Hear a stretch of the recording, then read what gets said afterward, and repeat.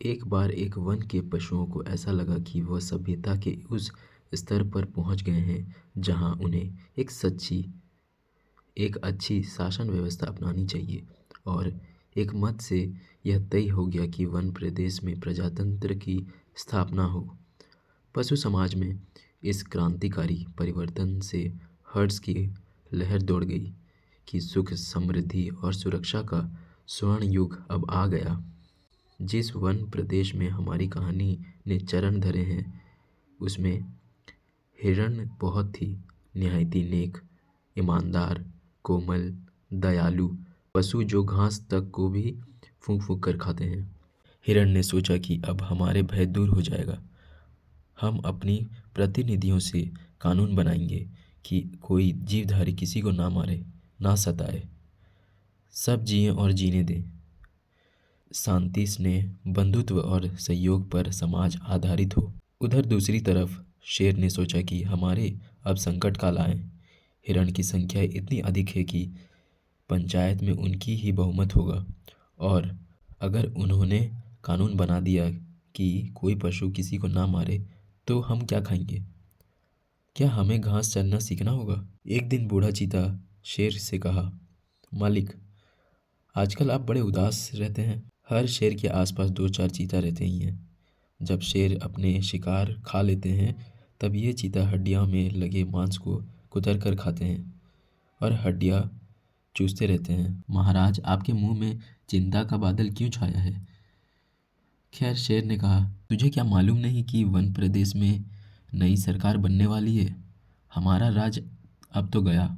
आखिर शेर ने वन प्रदेश की पंचायत के चुनाव की बात चीते को समझाई और बड़े गिरे मन से कहा, चुनाव अब पास आता जा रहा है। अब यहाँ से भागने के सिवा कोई चारा नहीं है, पर जाएं भी कहाँ? चीता ने कहा, मालिक, सर्कस में भर्ती हो जाइए। शेर ने कहा, अरे वहाँ भी हाथी और बंदर को ले लेते हैं, पर हम इतना बदनाम है कि हमें वहाँ भी कोई नहीं पूछता। बूढ़ा चीता ने ध्यानमग्न हो गया, फिर बोला, बस सब समझ में आ गया मालिक, मगर पंचायत में आपकी भेड़िया जाति का बहुमत हो जाए तो? बूढ़े चीता ने बोला, आप चिंता मत कीजिए सरकार, एक दिन का समय दीजिए, कल तक कोई योजना बन ही जाएगी। मगर एक बात है, आपको मेरे कहे अनुसार कार्य करना पड़ेगा। आखिर मुसीबत में फंसे शेर ने आखिर चीता को अपने गुरु माना और आज्ञा पालन की शपथ ली। दूसरे दिन बूढ़े चीता अपने 3 चीता को लेकर आए। उनमें से उसने एक को पीला रंग में रंग दिया, दूसरे को नीला और तीसरे को हरे में। शेर ने देखा और पूछा, अरे ये कौन है? बूढ़े चीता ने बोला, यह भी चीता है सरकार, मगर रंगे हुए हैं। आपकी सेवा करेंगे, आपको चुनाव का प्रचार करेंगे, मगर इनकी बात मानेगा कौन? ये तो वैसे ही छल कपट के लिए बदनाम है। चीता ने शेर को हाथ चूमकर कहा, बड़े भोले हैं आप सरकार। अरे मालिक, रूप रंग बदल देने से तो सुना है आदमी तक बदल जाता है, फिर ये तो चीते हैं। अब तब बूढ़े चीते ने शेर का भी रूप बदला, मस्तक पर तिलक लगाया, गले में कंठी पहनाई और मुंह में घास के तिनके खोस दिए। बोले, अब आप पूरे संत हो गए। अब हिरण की सभा में चलिए, मगर 3 बात का ख्याल रखना। आपकी हिंसक आंखों को ऊपर मत उठाना, हमेशा जमीन की ओर देखना और कुछ बोलना मत, नहीं तो सब पोल खुल जाएगी और वहाँ बहुत सी हिरण आएंगी, सुंदर सुंदर, मुलायम मुलायम, तो कहीं किसी को मत खाना। शेर ने पूछा, लेकिन ये रंगे चीता का क्या करेंगे? ये किस काम आएंगे? बूढ़े चीते ने बोला, ये बड़े काम के हैं, आपका सारा प्रचार तो यही करेंगे, इन्हीं के बल से आप चुनाव लड़ेंगे। ये पीला वाला चीता बड़ा विद्वान है, विचारक है, कवि है। यह नीला चीता नेता और पत्रकार है, और यह हरा धर्मगुरु। बस अब चलिए। जरा ठहरो, शेर ने बूढ़े चीते को रोककर कहा, कवि, लेखक, नेता, विचारक, यह तो सुना है बड़े अच्छे लोग होते हैं, और ये तीनों? बात काटकर चीता बोला, यह तीनों सच्चे नहीं हैं, रंगे हुए हैं महाराज। अब चलिए, देर मत करिए। उधर एक स्थान पर हिरण इकट्ठा हो गई उस संत के दर्शन के लिए जिसकी चर्चा बूढ़ा चीता ने फैला रखी थी। चारों चीते शेर को जय बोलते हुए हिरणों के झुंड के पास आए।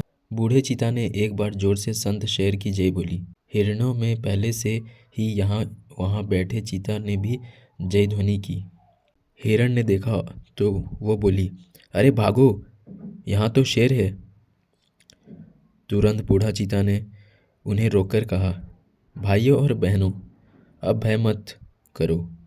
भाइयों और बहनों, अब भय मत करो। शेर संत हो गया है। उन्होंने हिंसा बिल्कुल छोड़ दी है। उनका हृदय परिवर्तन हो गया है। वे आज 7 दिनों से घास खा रहे हैं। रात दिन भगवान के भजन और परोपकार में लगे रहते हैं। उन्होंने अपने जीवन जीव मात्र की सेवा में अर्पित कर दिया है। अब वे किसी का दिल नहीं दुखाते हैं। हिरण से उन्हें विशेष प्रेम है। शेर जाति ने जो अत्याचार आप पर किया है, उनके कारण शेर संत का माथा लज्जा से झुका हुआ है, परंतु अब वह सिर्फ जीवन आपकी सेवा में लगाकर तमाम पापों का अंत करेंगे।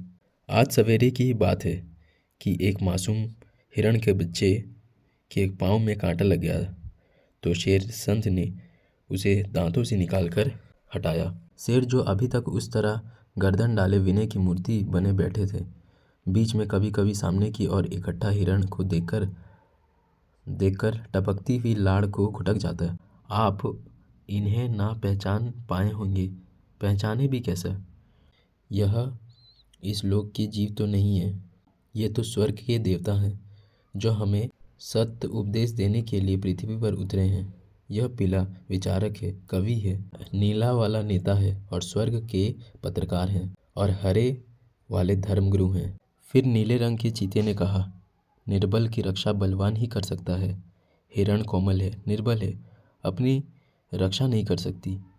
शेर बलवान है, इसीलिए उनके हाथ में अपने हित को छोड़कर निश्चिंत हो जाएं। वह तुम्हारे ही भाई हैं, आप एक ही जाति के हैं। और बेचारे शेर को व्यर्थ ही बदनाम कर दिया गया है कि हिरण को खाते हैं। अरे खाते और हैं, हड्डियाँ उनकी द्वार पर फेंक जाते हैं। यह व्यर्थ बदनाम होते हैं। तुम लोग तो पंचायत में बोल ही नहीं पाओगे। शेर बलवान होते हैं, इसीलिए अपने हित की रक्षा के लिए शेर को चुनकर पंचायत में भेजो। बोलो संत शेर की जय। सब जगह इस प्रकार प्रचार हो गया है। हिरण को विश्वास हो गया कि शेर से बड़ा हित चिंतक और हित रक्षक नहीं है।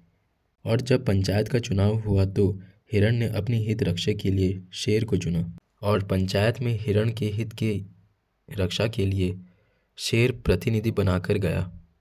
और पंचायत में शेर ने हिरण की भलाई के लिए पहला कानून ये बनाई, एक शेर को सवेरा नाश्ता के लिए हिरण का एक मुलायम बच्चा दिया जाएगा।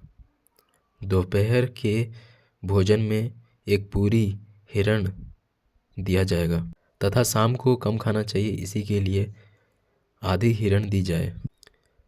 दोस्तों, इसीलिए कहा जाता है कि अपने वोट को सही जगह इस्तेमाल करें ताकि आम इंसान को कोई परेशानी ना हो, नेता की बोलती चाल में ना फंसे, वरना हिरण जैसा हाल हो जाएगा। Thank you.